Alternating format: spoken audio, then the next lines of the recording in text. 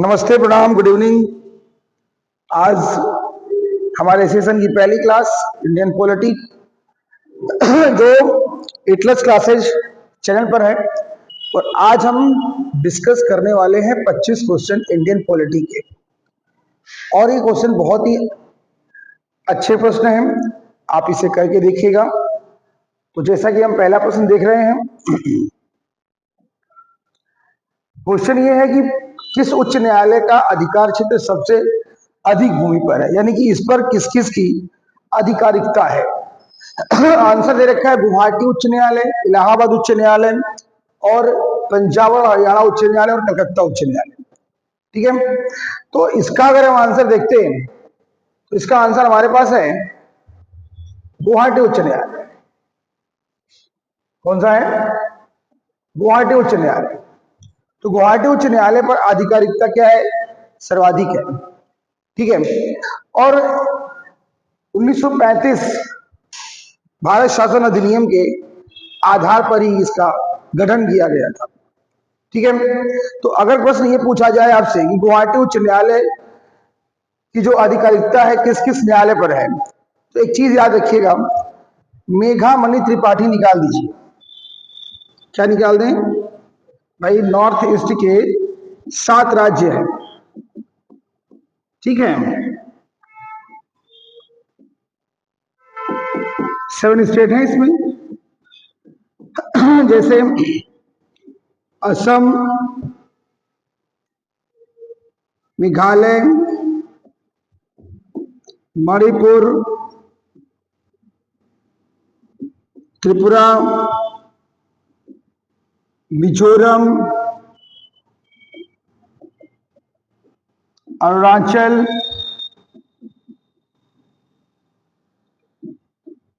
नागालैंड, और कौन सा बचा भाई? मणिपुर।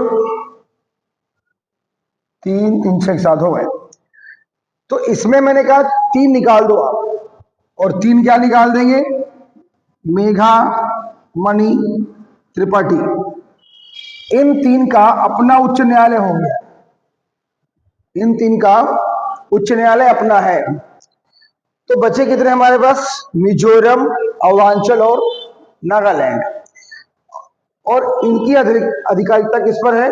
गुवाहाटी पर है।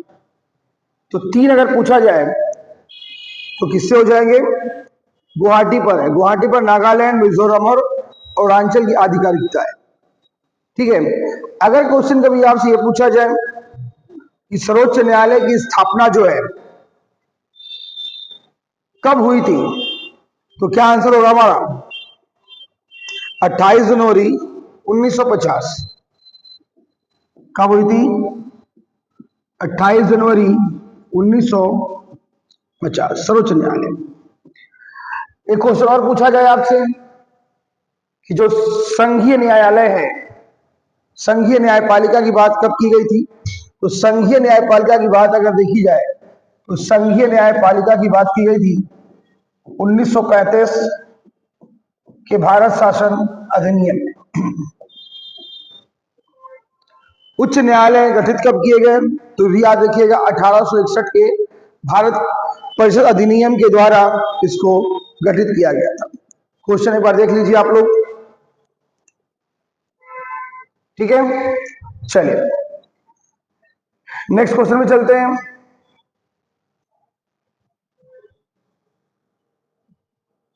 अगला क्वेश्चन देखिए, बोल रहा है जो राष्ट्रीय मानवाधिकार आयोग है,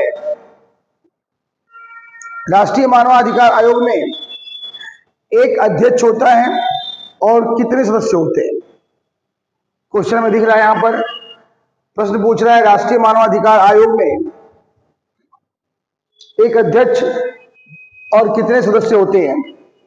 याद रखिएगा कुल 5 जो है इसके अन्य सदस्य हैं, और इसमें 7 जो होते हैं पदेन सदस्य होते हैं।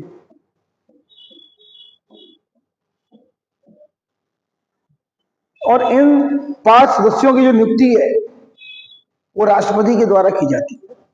कौन करता है? राष्ट्रपति द्वारा करता है। देन अगर देखा जाए यहां पर राष्ट्रीय मानवाधिकार आयोग, तो इसकी स्थापना हुई थी 1993 में। कब की गई थी? 1993। अगर डेट पूछता है आपसे तो 12 अक्टूबर 1993 को इसकी स्थापना की गई थी, राष्ट्रीय मानवाधिकार आयोग की। लेकिन अगर ये पूछा जाए कि मानवाधिकार आयोग की स्थापना कब हुई थी, जो अंतर्राष्ट्रीय मानवाधिकार आयोग है, अंतर्राष्ट्रीय मानवाधिकार आयोग की स्थापना 10 दिसंबर 1948 को की गई। और इसीलिए हम 10 दिसंबर को हम क्या मनाते हैं? मानवाधिकार दिवस मनाते हैं। ठीक है, चलिए अगले क्वेश्चन में चलते हैं।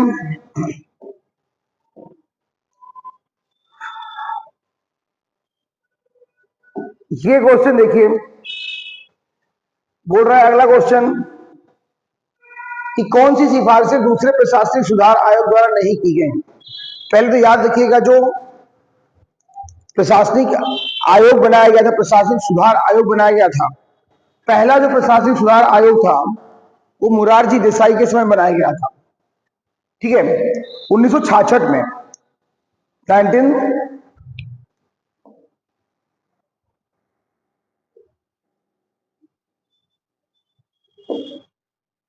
1966 में बनाया गया। और दूसरा बनाया गया 2005 में, और जिसका नाम था वीरप्पा मोइली, इसके अध्यक्ष थे। कौन अध्यक्ष था? वीरप्पा मोइली। तो अगर देखा जाए, यहां पर क्वेश्चन पूछ रहा है कि सिफारिशें दूसरे प्रशासनिक सुधार आयोग द्वारा नहीं की गई। लोकपाल को संवैधानिक दर्जा दिया जाए, सूचना के अधिकार संबंधी अधिनियम के अंतर्गत संसद और राज्य विधानसभा सदस्यों को सार्वजनिक अधिकारी घोषित किया जाए, सर्वोच्च न्यायालय एवं उच्च न्यायालयों के न्यायाधीशों के लिए एक राष्ट्रीय न्यायिक परिषद का गठन किया जाए, या लोकपाल को राष्ट्रीय लोकायुक्त का नाम प्रदान किया जाए। ठीक है, तो बोला इसमें क्या नहीं था, तो इसको याद रखिएगा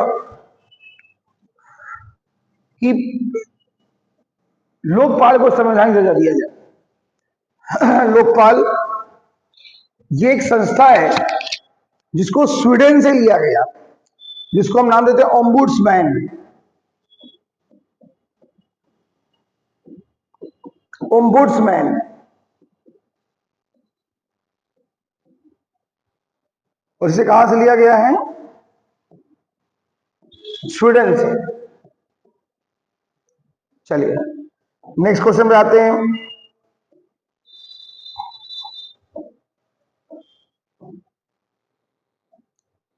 अगला क्वेश्चन है बहुत बढ़िया, बोल रहा है कि निम्न में से किस अधिकारी को राष्ट्रपति नियुक्त नहीं करता है?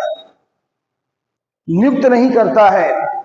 राज्यपाल, उपराष्ट्रपति, सर्वोच्च न्यायालय का मुख्य न्यायाधीश, स्थानीय न्यायाधीश, उच्च न्यायालय के मुख्य न्यायाधीश, स्थानीय न्यायाधीश। तो इसमें से क्या आंसर हो सकता है?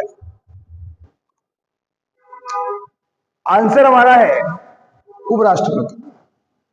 इसका होता है साहब निर्वाचन, चुनाव होता है इसका। और उपराष्ट्रपति जो है वाइस प्रेसिडेंट,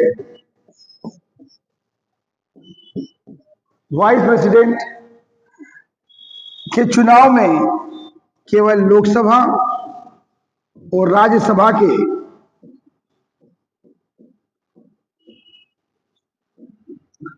सभी सदस्य भाग लेते हैं, चाहे वो निर्वाचित हो या मनोनीत हो। और आर्टिकल अगर पूछता है आपसे, देखिए पॉलिटिकली आर्टिकल बड़ा मस्त होता है, पॉलिटिकली आर्टिकल बहुत ही जरूरी है। और आर्टिकल है 66। कौन सा आर्टिकल है? 66। ठीक है, तो यहां पर भाई राज्यपाल की नियुक्ति करता ही है, सर्वोच्च न्यायालय और उच्च न्यायालय के न्यायाधीशों की नियुक्ति भी करता है। ठीक है ना, तो ये आर्टिकल याद रखिएगा आप। और उपराष्ट्रपति, राष्ट्रपति उपराष्ट्रपति का जो पद है वो कहां से लिया गया? यूएसए से लिया गया। और यूएसए के राष्ट्रपति में और हमारे राष्ट्रपति में अंतर यही है कि जो हमारा राष्ट्रपति है वो संवैधानिक है और जो यूएसए का राष्ट्रपति है वो वास्तविक है। उसका चुनाव होता है और हमारे यहाँ पर अप्रत्यक्ष चुनाव होता है। ठीक, इसीलिए यहाँ पर क्या है, संवैधानिक है। चलिए अगले क्वेश्चन में चलते हैं। अगला क्वेश्चन,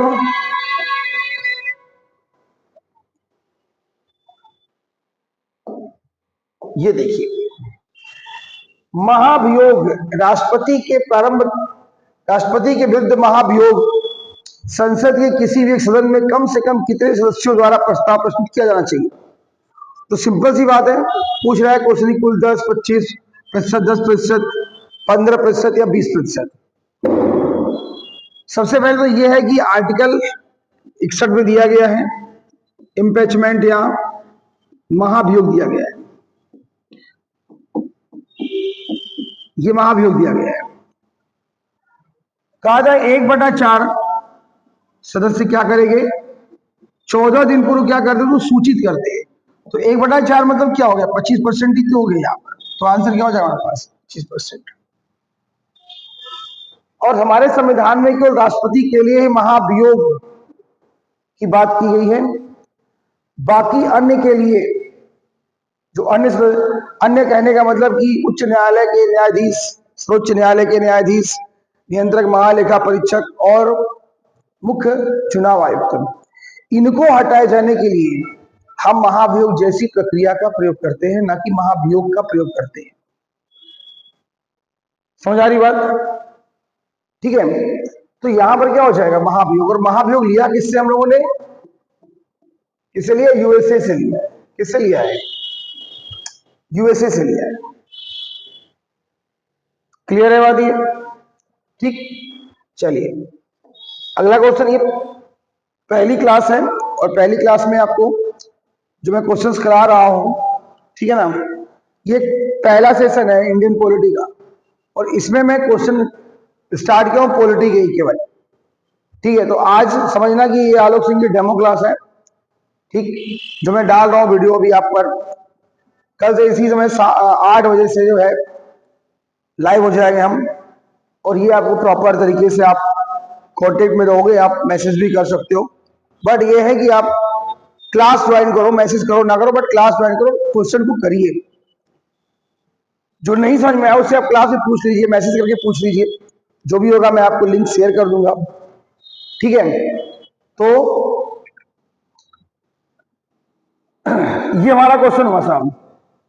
अगले क्वेश्चन को चलते हैं। बोले राष्ट्रपति ने आंतरिक गड़बड़ी के आधार पर, क्वेश्चन देखो बड़े बड़े क्वेश्चन है, मजा आएगा। मजा इन सेंस कहना है कि क्वेश्चन ऐसे हो जिसको करने में रहे कि नहीं यार ये एग्जाम में आएंगे, है ना, तो अब करना है। और जीएस एक ऐसा पार्ट है ना यार कि मतलब महबूबा की तरह याद रखना पड़ता है इसको, समझ लो। भाई जैसे वो कोई भूलती नहीं ना भाई, ये भी नहीं भूलेगी। ठीक, सोते जागते उठते बैठते, सो गई हो कि नहीं सो गई हो, है ना, खाना खाया कि नहीं खाया, तो वैसे ही थोड़ा सा डेडिकेशन शो करना पड़ेगा इसमें। मेरा कहने का मतलब ये है, इसके लिए पूरा रोमियो बन जाओ, समझ में आ जाएगा। और जीएस एक बार आगे ना भाई साहब भूलेगी नहीं, कि जो चीज दिल से पड़ी जाती है ना भाई साहब रहती ही है, इसलिए बोल रहा हूं मैं। और ये चैनल यार बनाने का ना मेरा एक बड़ा अलग से थोड़ा मकसद था। मतलब क्या था कि बहुत दिनों से ऑनलाइन से दूर, हमने सोचा कि यार थोड़ा कुछ लोग याद रखे रहे यार, बस इतना तो रहे, कम से कम कोई पढ़ा रहा है, टीचर है ना, आपसे जुड़ा रहा हूं मैं। अब क्या है ना कि क्लास में तो सैरोसारी कर नहीं सकता मैं यार, तो मैंने सोचा कि यार चलो यार यूट्यूब पर पढ़ाऊंगा तो एक आध लाइन में तुम्हारे लिए भी कह दूंगा कभी कभार, है ना। तो अभी सुनाएंगे तुम्हें शायरी बढ़िया वाली मस्त, थोड़ा सा वेट करो, अभी शायरी बहुत है हमारे पास, अब मजा भी बहुत आती है। मुझे शायरी पढ़ने में बहुत मजा आता है और सुनाने में बहुत मजा आता है, समझ रहे हो।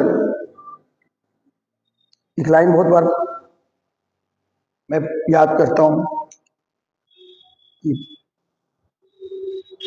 सर झुकाओगे तो पत्थर देवता हो जाएगा, इतना मत चाहो उसे वो बेवफा हो जाएगा, है ना। तो ये दो लाइन ही बस है, बहुत लाइनें इसमें है। अभी यहाँ पे ध्यान देते हैं। तो राष्ट्रपति ने आंतरिक गड़बड़ी के आधार पर संकट की घोषणा मतलब कब की थी भाई साहब? देखो भाई, बोल रहे यार आंतरिक गड़बड़ी के आधार पर, आंतरिक अशांति के आधार पर, भाई 3 बार तो लगा ही गया था ना। तो या तो 62, 71 और 75 और दे रखा है तीनों, लेकिन यहां जो 75 है ना साहब, 75 से लेकर के 77 तक ये था आंतरिक अशांति। इंदिरा गांधी जी ने लगाया था, याद रखिएगा। किसे लगाया था? इंदिरा गांधी जी ने लगाया था, इंदिरा जी ने लगाया। और इसमें जो राष्ट्रपति थे साहब फखरुद्दीन अली अहमद साहब थे, ठीक है ना। तो इंदिरा गांधी जी ने लगाया, फखरुद्दीन अली अहमद क्या थे? राष्ट्रपति थे। और दूसरी चीज कि यहां पर अगर बोलूं तो मौखिक आधार पर ही लगा दिया गया था, मौखिक आधार पर ही लगा दिया। इसीलिए जब 44वां संविधान संशोधन 1978 हुआ, है ना, जब 44वां संविधान संशोधन 1978 हुआ तो हमने क्या किया? अशांति शब्द को ही हटा दिया। बोले बेटा बस अशांति क्या था, ले पता लगा छपेटा पर 50 लोग थोड़ा उग्र हो गए तो तुमने पता लगा अशांति फैला, अशांति के आधार पर आपातकाल ही लगा दिया भाई। तो अब क्या है? युद्ध, बाह्य आक्रमण और सशस्त्र विद्रोह, है ना, सशस्त्र विद्रोह, इसको लेकर लगा दिया, ठीक है। तो ये क्वेश्चन हमारा था। 62 में इंडिया चाइना के साथ था, 65 में हमारा जो उससे भी युद्ध हुआ पाकिस्तान से, लेकिन 71 में फिर से हुआ इंडिया और पाकिस्तान से, और 75 में तो भाई लगाई था। चलिए अगले क्वेश्चन की चलते हैं, बट उससे पहले आगे चलते हैं। चलिए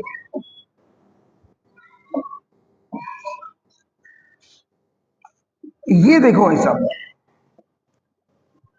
क्वेश्चन पढ़ो जरा आप क्वेश्चन पढ़िए।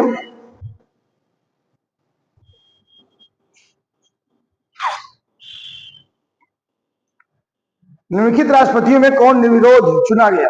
बड़ा इजी क्वेश्चन है। कौन है भाई साहब? नीलम संजीवा रेड्डी, 72 से 82 तक, है ना। आपको क्वेश्चन मिलेगा, बढ़िया क्वेश्चन मिलेगा, मजा आएगा। अब पहला दिन है ना, तो पहले दिन जब बहू होती थोड़ा शर्माती है ना।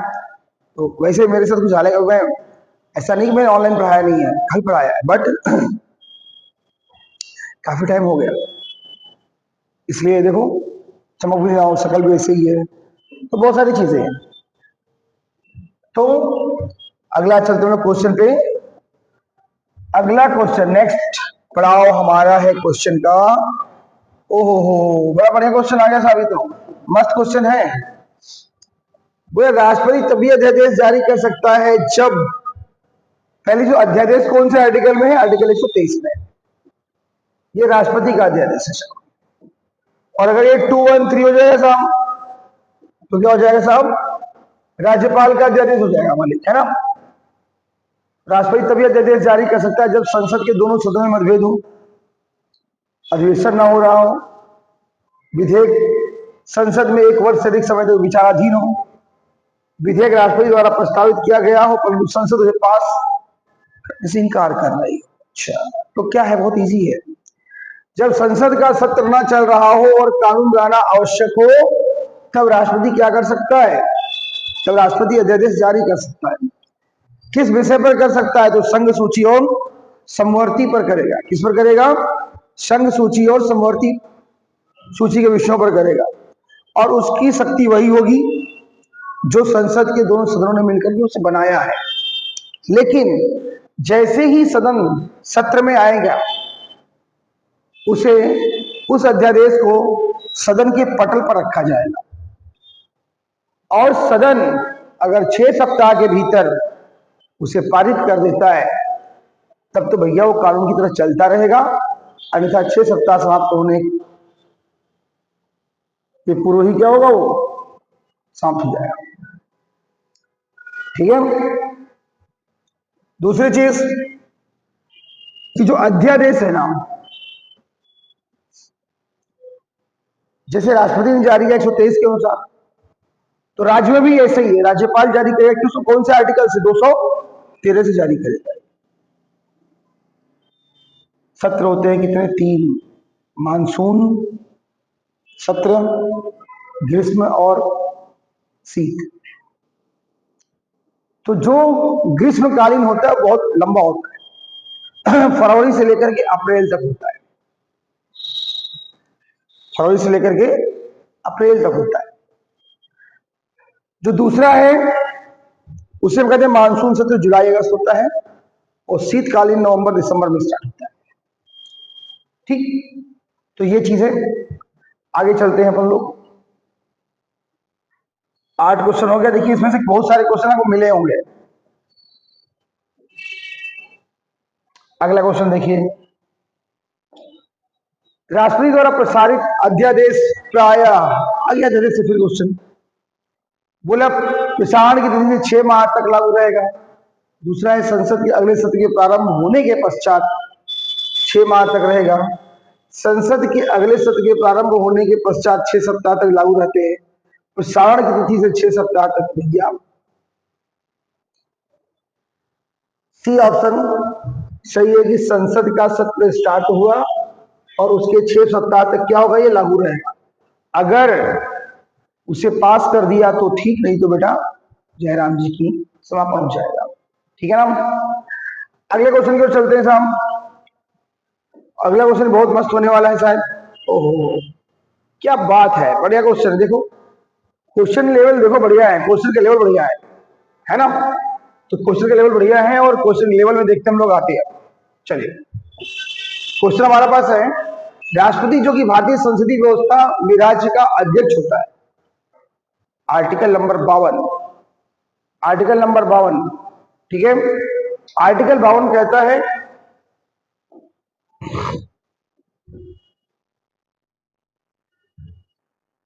कि राष्ट्रपति क्या होगा, एक राष्ट्रपति होगा।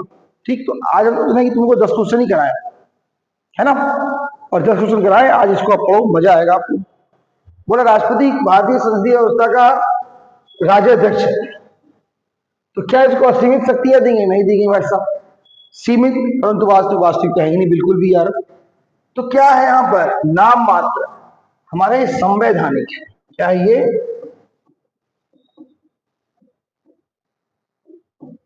संवैधानिक है। ठीक है, तो ये 10 क्वेश्चन, मुझे लग रहा है कि 20 मिनट हुए होंगे, तो 10 क्वेश्चन। हालांकि हम 25 क्वेश्चन लेकर के आएंगे कल से, मतलब प्रॉमिस है, वादा है कि 25 क्वेश्चन रहेगा। आज आपको डेमो दे रहा हूं मैं कि भाई ये पढ़ाने वाला हूं। तो आज का 10 क्वेश्चन का एक इंट्रोडक्शन वीडियो था। ठीक है, तो जैसा कि 24 घंटे बाद लाइव होना होता है, तो हम कल आपको 8 बजे मिलेंगे, है ना। 8 बजे मिलेंगे और YouTube पर सब्सक्राइब कर लीजिएगा। ठीक है ना, एटलस क्लासेस को शेयर भी कर दीजिएगा। Thank you so much. कल मिलते हैं आपसे ना, और यहाँ पर जो भी क्वेश्चंस कराए गए हैं उसके बाद देखिएगा आप लोग, कल बात करेंगे। ठीक, थैंक यू सो मच।